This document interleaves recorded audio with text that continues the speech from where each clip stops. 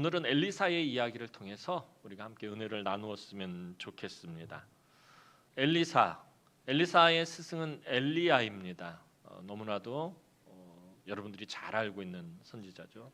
엄청난 능력을 행했던 엘리야 선지자. 엘리야 선지자가 행했던 모든 능력들은요, 사실 공통점이 하나 있는데 그게 뭐냐면은 바알이 아무것도 아니다라는 것을 나타내는 기적들이었습니다. 바알은 이런 거 하지 못해. 바알은 해결할 수 없어. 바알은 정말 아무것도 아닌 무능한 그런 우상에 불과하다라는 것들을 나타내는 것이 엘리야의 능력들이었습니다. 엘리사는 그 엘리야의 그런 능력을 고스란히 인계받은, 그것을 넘겨받은, 그 사명을 넘겨받은 선지자이기도 합니다. 그래서 이제 그 선지자의 사명을 감당하기 시작한 엘리사는 여러 가지 기적을 통해서 점점 그 이름이 세상에 알려지게 되었습니다. 이스라엘에 있는 많은 선지자의 제자들이 엘리야의 뒤를 잇는 그런 리더로 인정하고 또 따르게 되었습니다. 엘리야가 승천하는 것을 직접 목격했던 사람이 엘리사이고요. 또 돌아오는 길에 이 요단강을 가르고 마른 땅으로 건너고 또 나쁜 물로 고생하던 여리고 사람들의 그 우물을 다시 고쳐서 생수를 얻을 수 있도록 기적을 행하였고요. 또 엘리사를 거절하던 베델의 사람들을 징계하는 능력을 나타냈고, 모압과 전쟁을 하러 왔다가 물이 없어서 고생하던 유다의 여호사밧 왕과 에돔 왕도 엘리사의 능력을 통해서 물을 얻게 되는 그런 것들을 체험하게 됩니다. 이러면서 엘리사의 이름이 세상에 알려지게 됩니다. 이런 그의 능력은 아까 말씀드렸던 것처럼 하나님이 엘리야와 함께 하셨던 것처럼 엘리사와도 함께 하신다라는 것을 증명해 주는 것이었고요. 엘리사를 통해서 하나님은 여전히 바알의 무능함을 보여주시며 바알을 섬기는 것이 얼마나 어리석은 일인지 이스라엘 백성들에게 보여주시고 계시는 것이었습니다. 엘리야와 엘리사가 활동하던 시대에는 이 엘리야와 엘리사만 활동했던 것이 아니라 이들 말고도 많은 수의 제자들이 있었습니다. 엘리야와 엘리사는 대표격으로 하나님의 큰 능력을 나타내었다면 제자들, 선지 생도들은 바알이 넘쳐나던 어둡고 혼탁한 그 시대에 백성들 속에 들어가서 정말 치열하게 영적 전쟁을 하고 있었습니다. 엘리야가 승천할 때 이들 제자들도 그 사실을 이미 알고 있었던 것으로 보아 이들에게도 하나님의 감동이 임하고 있었음을 알 수 있습니다. 그만큼 영적으로 깨어있는 사람들이 바로 이 선지자의 제자들이었습니다. 하지만 이들의 역할은 엘리야나 엘리사와는 달리 백성들의 삶 속으로 들어가서 하나님의 말씀을 일깨워주는 그런 역할을 감당하고 있었습니다. 그런데 오늘 본문에 등장하는 선지자의 제자들에게 한 가지 문제점이 있었음을 발견하게 됩니다. 그들의 가장 큰 문제는 경제적으로 어려움을 겪고 있었다라는 것입니다. 영적으로 참 힘들고 어려운 시대에 선지자의 제자로 부름을 받아서 그 귀한 사명을 감당하기 위해서 자기의 삶을 포기해야 했다라는 것입니다. 가정을 돌볼 수 없이 그냥 전적으로 이 사명을 감당해야 했기 때문에 경제적인 어려움은 고스란히 가족들의 몫이 되고 말았습니다. 오늘 1절 말씀을 보면 모든 것을 다 하나님께 맡기고 하나님을 경외하며 사명을 감당하던 한 제자가 그만 죽고 말았던 이야기를 듣게 됩니다. 1절 말씀 한번 보도록 하겠습니다. 오늘 본문 1절 말씀입니다. 시작. 선지자의 제자들의 아내 중에 한 여인이 엘리사에게 부르짖어 이르되 당신의 종 나의 남편이 이미 죽었는데 당신의 종이 여호와를 경외한 줄은 당신이 아시는 바니이다. 이제 빚준 사람이 와서 나의 두 아이를 데려가 그의 종을 삼고자 하나이다 하니. 그 제자가 죽고 남겨진 가족들은 그동안 빚진 것을 그대로 떠안게 되었습니다. 그리고 남겨진 가족들이 그 빚을 갚지 못하자 이 채권자들이, 빚쟁이들이 남겨진 두 아들을 종으로 데려가려고 그렇게 계획하였던 것입니다. 그런데 원래 율법대로라면 이 여인이 빚을 졌을 때 이 여인의 빚을 물어줘야 되는, 그 빚을 탕감해줘야 되는, 그 빚을 대신 책임져 줘야 되는 사람들이 있습니다.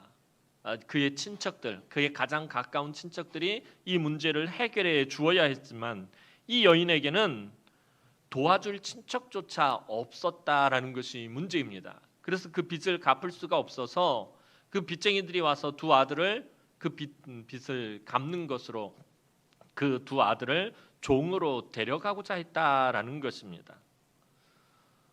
남편이 악한 일을 한 것도 아니고요. 남에게 해를 끼친 것도 아닙니다. 이 여인이 말한 것처럼 하나님을 경외하며 살았는데, 정말 하나님 주신 그 사명을 감당하며 살았는데 그 결과가 너무나도 비참했다라는 거예요. 비참하다면 처참할 지경이었습니다. 이 과부는 너무나도 원통하고 애통했습니다. 참 이해하기 어려운 일이었다라는 것입니다. 오늘 저와 여러분들도 마찬가지입니다. 신앙생활 하다 보면 참 이해하기 어려운 일들이 우리 삶 가운데 나타나는 것들을 보게 됩니다. 지난번 중로의 여전도회 연합회 때 잠깐 제가 설교할 일이 있어서 가서 예언을 드렸던 곳인데, 얼마 전에 며칠 전에 친구 목사님과 통화를 하게 됐는데, 이야기를 하게 됐는데 그런 얘기를 하는 거예요. 아마 좀 부모님하고 관계가 요즘 이렇게 좋지 않았나 봐요. 그런데 저한테 하는 얘기가, 우리 어머님은 하나님 다음으로 이해하기가 어려워. 무슨 얘기야? 하나님이 제일 이해하기 어렵다는, 목사 입에서 그런 얘기가 나요. 하나님이, 저도 마찬가지예요. 사실 목사라고 해서 하나님을 다 이해한다, 여러분 그렇게 생각하시면 안 돼요. 저도 이해 못하는 부분이 많아요. 왜요? 하나님은 우리와 생각하는 것이 다르고, 우리와 가는 길이 다르고, 우리와 계획하시는 것이 완전히 다른 분이시기 때문에, 이 온 우주 만물을 창조하신, 이 모든 것들을 다스리시고 통치하시는 그 광대하신 하나님을 여러분 우리가 이해할 수 있을까요? 절대 이해하지 못합니다. 그래서 하나님이 행하시는 일을 이해하려고 들면은 우리만 힘들게 돼 있어요. 우리만 괴롭고 고통스러운 거예요. 내 삶 가운데서 행하시는 하나님의 일을 내가 이해하려고 하면은 내가 너무나도 고통스럽다라는 거예요. 그래서 하나님은 이해의 대상이 아니라 하나님은 믿음의 대상이고요, 경배의 대상이고요, 우리가 신뢰하며 끝까지 붙잡아야 될, 믿음으로 붙잡아야 할 분이다라는 것입니다.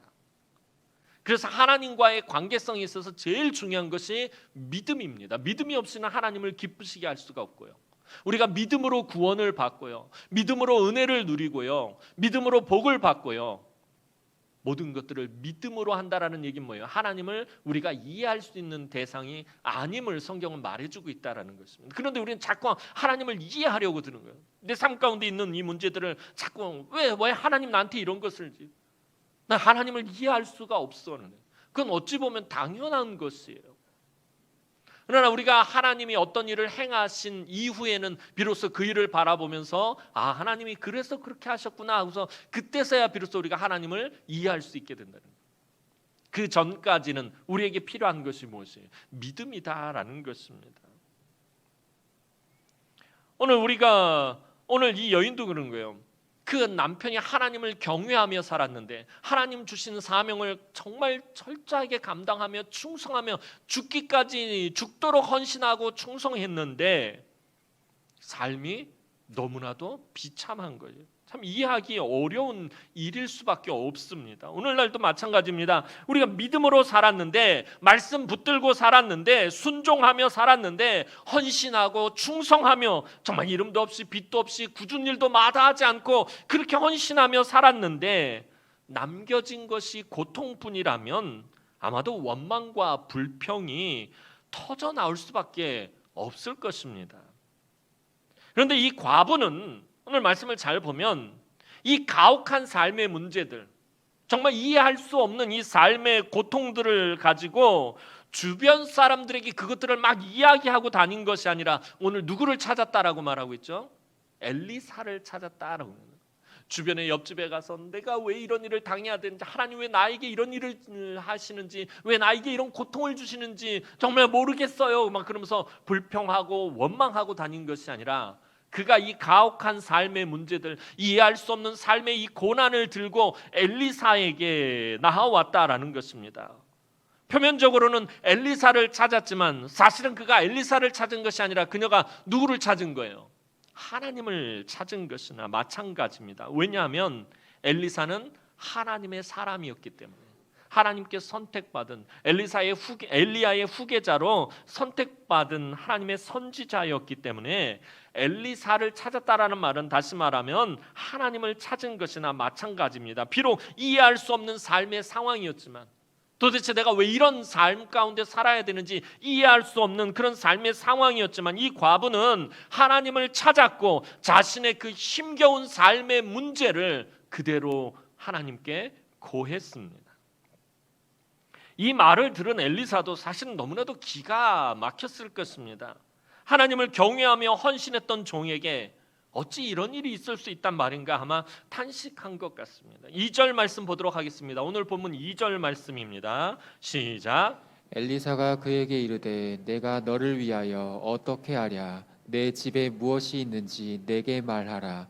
그가 이르되 계집종의 집에 기름 한 그릇 외에는 아무것도 없나이다 하니. 엘리사가 봐도 너무 이건 진짜 막막한 것입니다. 그냥 탄식하는 거예요. 내가 너를 위하여 어떻게 하랴, 이 말씀은 어찌 이런 일이 있을 수 있는가라고 이렇게 탄식하고 있는 것입니다. 사실 엘리사도 이 과부를 위해서 해줄 수 있는 일이 아무것도 없었습니다. 왜냐하면 엘리사도 12결이 소로 갈던 넓은 밭을 그냥 이 사명을 감당하기 위해서 내버려 두고 엘리야의 뒤를 쫓았기 때문에 그 엘리사도 자기의 삶의 지경에 있는 모든 것들을 다 버려두고 엘리야를 쫓았기 때문에 돈이 없기는 마찬가지였다라는 것입니다. 너무나도 기가 막힌 마음에 내가 너를 위해 어떻게 하랴 탄식할 때에 하나님은 곧바로 엘리사의 마음에 감동을 주셨습니다. 엘리사는 과부에게 네 집에 무엇이 있는지 내게 말하라 라고 물었습니다.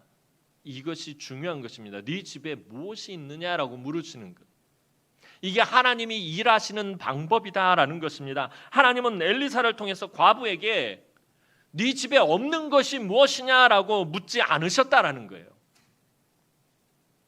여인아, 네 집에 지금 없는 것이 무엇이냐? 부족한 것이 무엇이냐? 모자란 것이 무엇이냐? 연약한 것이 무엇이냐? 네가 무엇 때문에 고통을 당하느냐라고 묻지 않았다라는 것입니다. 뭐라고 묻고 있죠? 네 집에 있는 것이 무엇이냐? 네가 지금 가지고 있는 것이 무엇이냐라고 물으셨다라는 거예요. 만약에 네 집에 없는 것이 무엇이냐라고 물으셨다면 과부는 주저리 이것저것 한도 끝도 없이 그 없는 얘기를 계속해야 됐을 거예요. 엘리사님, 저희는 돈도 없고요, 저희는 집도 가난하고요, 지금 상황은 이렇고요, 나는 뭣도 없고요, 친척도 없고요, 힘도 없고요, 아무튼 없는 것에 대해서 아마 주저리 한도 끝도 없이 계속 이야기하게 될 거예요. 만약에 엘리사 선지자가 오늘 여러분들에게 묻는다면, 여러분들의 삶 가운데 없는 것이 뭐냐라고 묻는다면 아마 오늘 밤새도록 얘기할 거예요. 없는 거에 대해서, 부족한 것에 대해서, 삶의 문제들에 대해서 끝도 없이 계속해서 아마 다 쏟아내놓을 것입니다.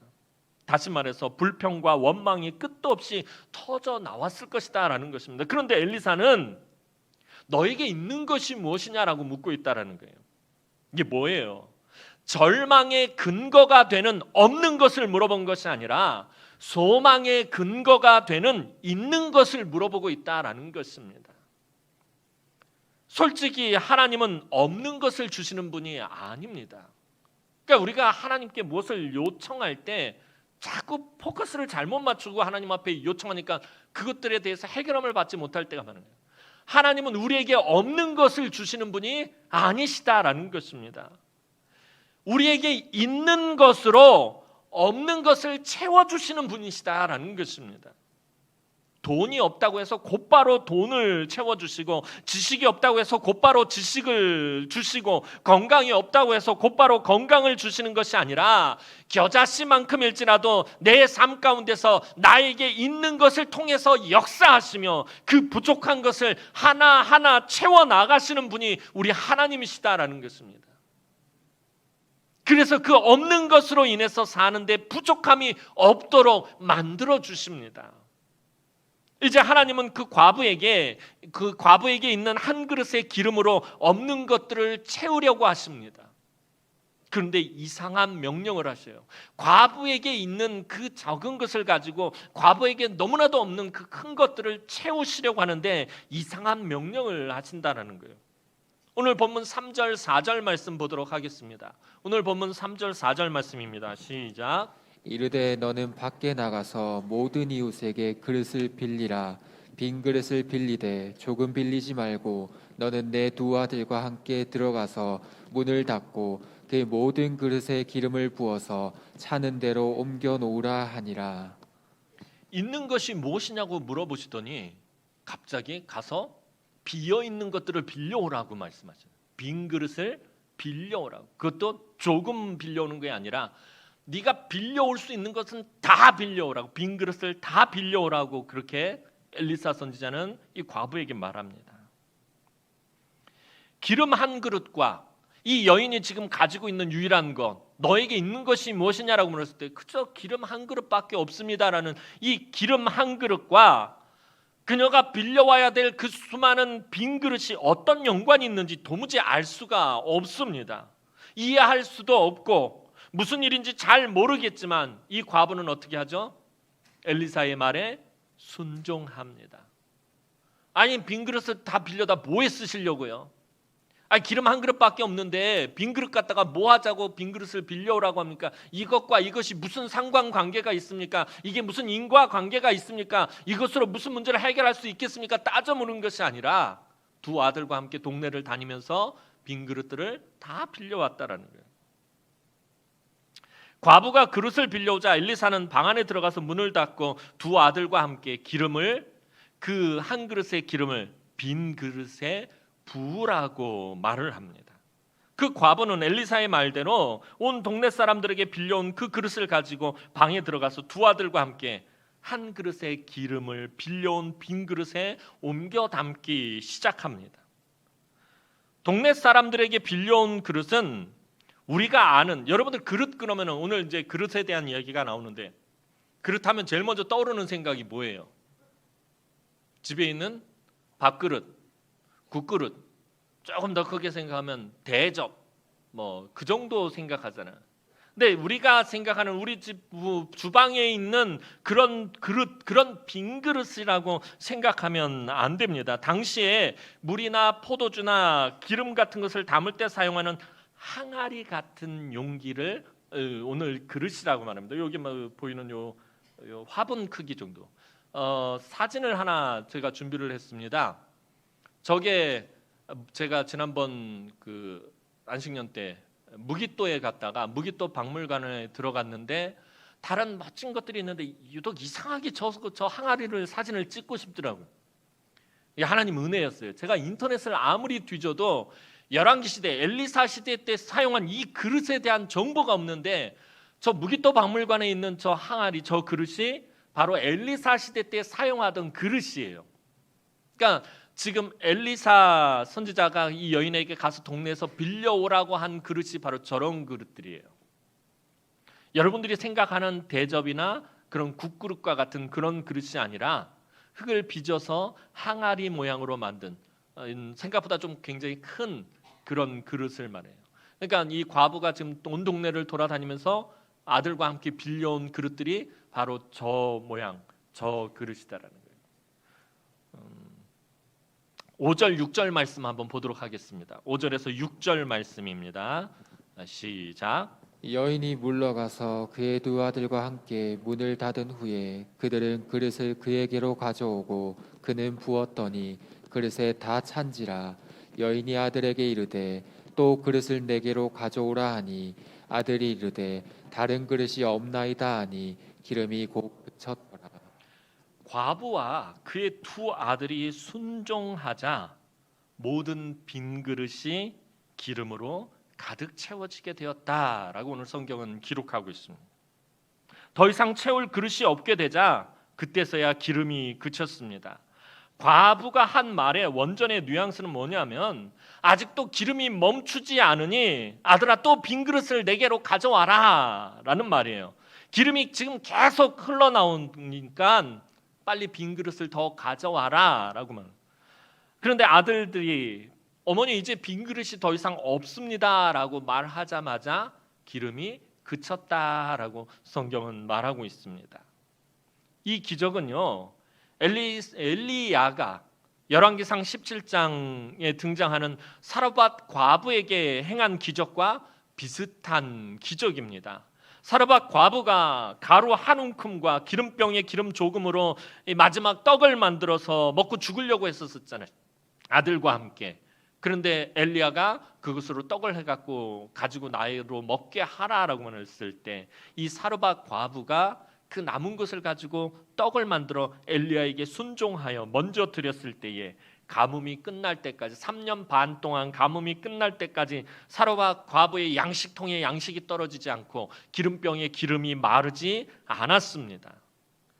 엘리야 때는 사르밧은 시돈 근처에 있는 지역을 말합니다. 시돈, 두로와 시돈은 바알과 아세라를 섬기는 아주 핵심 이방 도시입니다. 그러니까 사르밧이라는 곳은 엘리야의 입장에서 보면 원수의 그 심장, 한복판 같은 곳이에요. 그곳에 들어가서 하나님 이상하게 엘리야를 그곳으로 가뭄 때 피하게 했는데 그곳에서 능력을 행하게 해서 사르밧 과부 이방의 여인이 하나님의 큰 은혜를 입게 되었습니다. 그렇다면 이번에는 이스라엘 땅에서 이스라엘의 여인이 큰 은혜를 입게 되었던 것입니다. 근데 중요한 것이 무엇입니까? 하나님의 은혜와 능력이 나타나는 데는 이방인이냐 이스라엘 사람이냐 이것이 중요한 것이 아니라 무엇이 중요하다는 거예요. 사르밧 과부의 사건과 오늘 이 과부의 사건을 놓고서는 성경이 이야기하는 것은 하나님의 은혜와 능력이 나타나는 데는 이 사람이 이방 사람이냐 이스라엘 사람이냐 그것이 중요한 것이 아니라 말씀에 순종하는 믿음이 있느냐 없느냐가 중요하다라는 것입니다. 하나님은 이 사람이 이방인이냐 이스라엘 사람이냐 그것을 보는 것이 아니라 이 사람이 하나님의 말씀에 순종하고 그 말을 귀 기울여 듣고 순종하느냐 순종하지 않느냐 그것을 살피신다라는 것입니다. 아무리 이스라엘 사람이라도 하나님의 말씀을 믿지 못하면 콩 한 알도 얻어먹을 수가 없습니다. 오늘 죽은 제자의 아내인 이 과부에게는 하나님의 말씀에 순종할 수 있는 믿음이 있었습니다. 그녀는 자기 생각과 자기 경험과 자기 판단을 붙잡지 않고 무엇을 붙잡았어요? 말씀을 붙잡았다라는 것입니다. 한 그릇의 기름과 빈 그릇 사이의 이 상관성을 가지고 자기 판단, 자기 생각, 자기 경험을 내세운 것이 아니라 말씀을 붙잡았다라는 것입니다. 그러자 생각지도 못한 하나님의 능력을 이 여인이 체험하게 된 것입니다. 그녀의 빈 그릇과 같은 그녀의 삶에 하나님의 은혜의 기름으로 가득 채워지게 되었다라는 것입니다. 사랑하는 성도 여러분, 우리가 신앙생활을 하다 보면 때때로 전혀 생각지도 못한 아까 서두에 말씀드렸던 것처럼 정말 이해하지 못할 그런 어려움을 만날 때가 있습니다. 그것도 내가 농땡이를 친 것도 아니고 내가 최선을 다해 열심히 섬기고 헌신하며 살았는데 정말 교회에서 내가 힘 닿는 데까지 최선을 다해서 열심히 그렇게 살았는데 고난과 시험이 찾아올 때가 있습니다. 이때 낙심하여 불평과 원망을 토해낸다면 하나님의 능력과 영광을 체험할 수가 없습니다.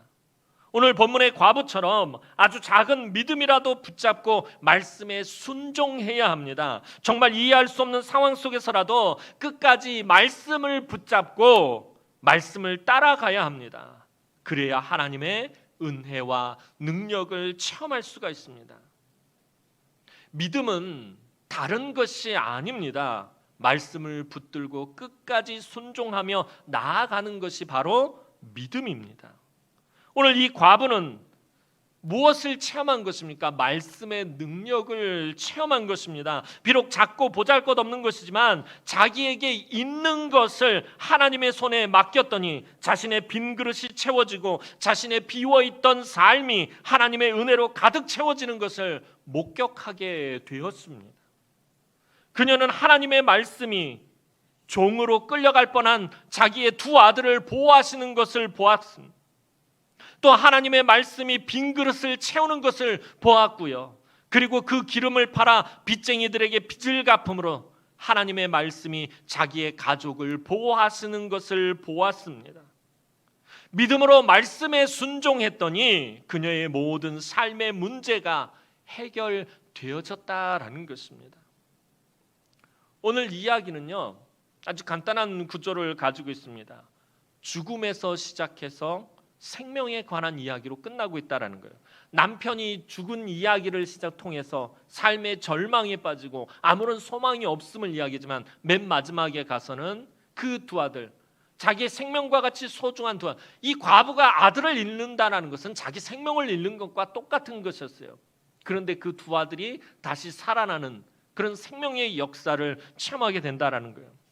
죽음으로 시작한 이야기가 이렇게 생명으로 끝납니다. 죽음에서 비롯된 절망에서 시작해서 생명에 관한 소망의 이야기로 마치는 구조가 오늘 본문 말씀입니다.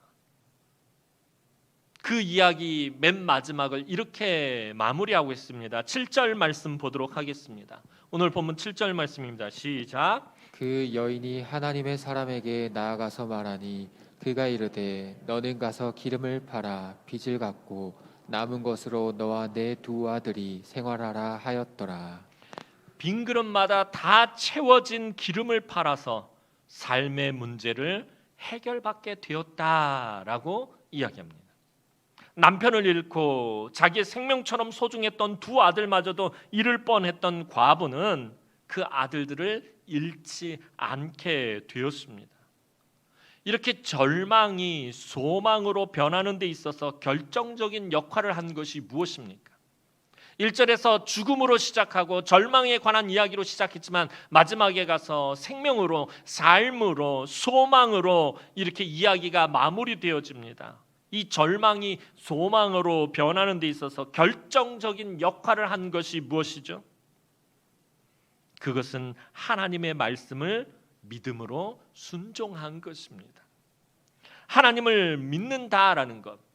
지난 주에 새벽 예배 시간에 제가 요즘 새벽에 이사야서를 강의하고 있는데 요즘 믿음에 대한 이야기를 하고 있어요. 하나님을 믿는다라는 것은, 그럼 하나님을 믿는다라는 것이 도대체 뭐냐라는 거예요. 하나님을 믿는다라는 것은요, 하나님의 말씀을 믿는다랑 같은 말인 것입니다. 이 말씀이, 이 성경이 정황무오한 하나님의 말씀이다라고 믿는 것이 하나님을 믿는 것이다라는 거예요.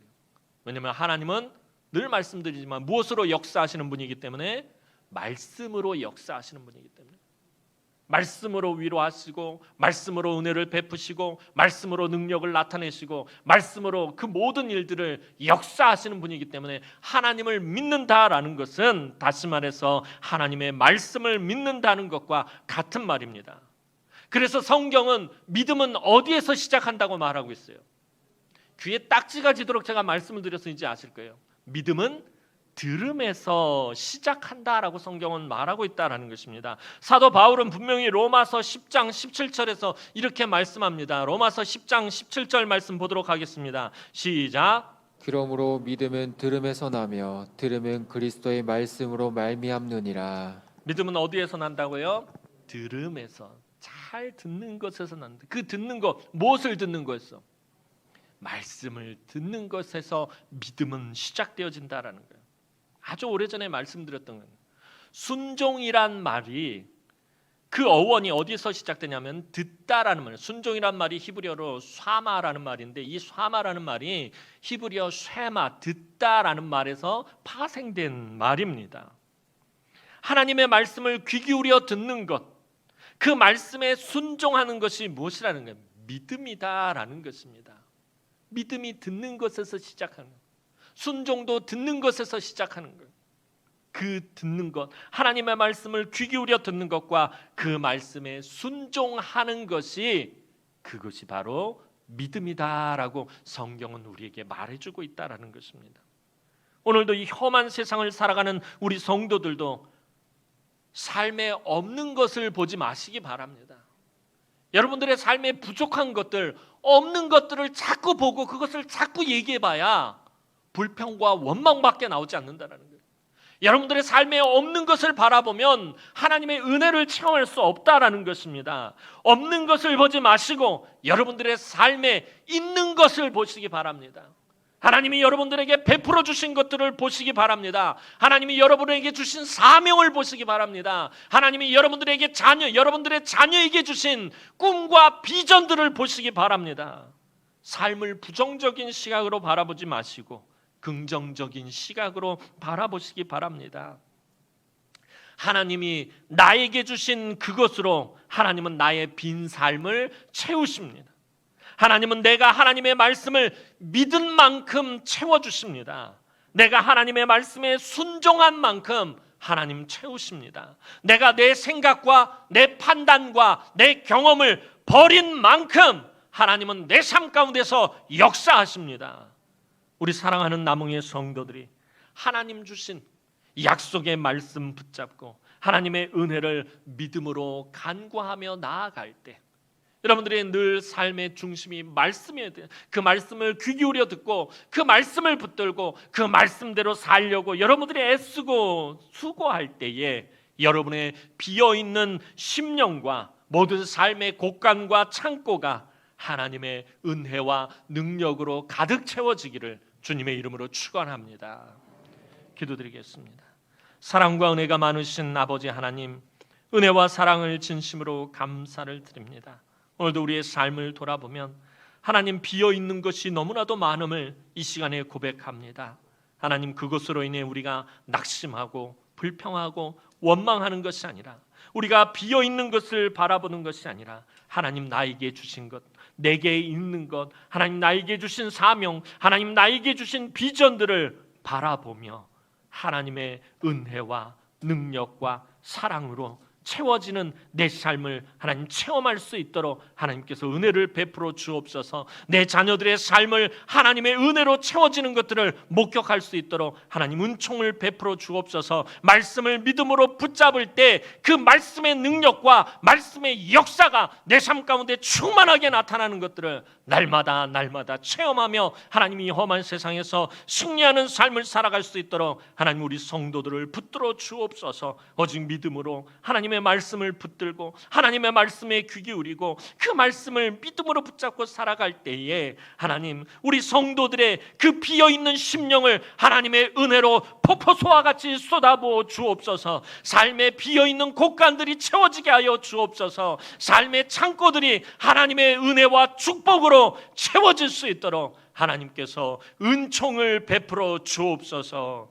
감사를 드렸고 예수님의 이름으로 기도하옵나이다. 아멘.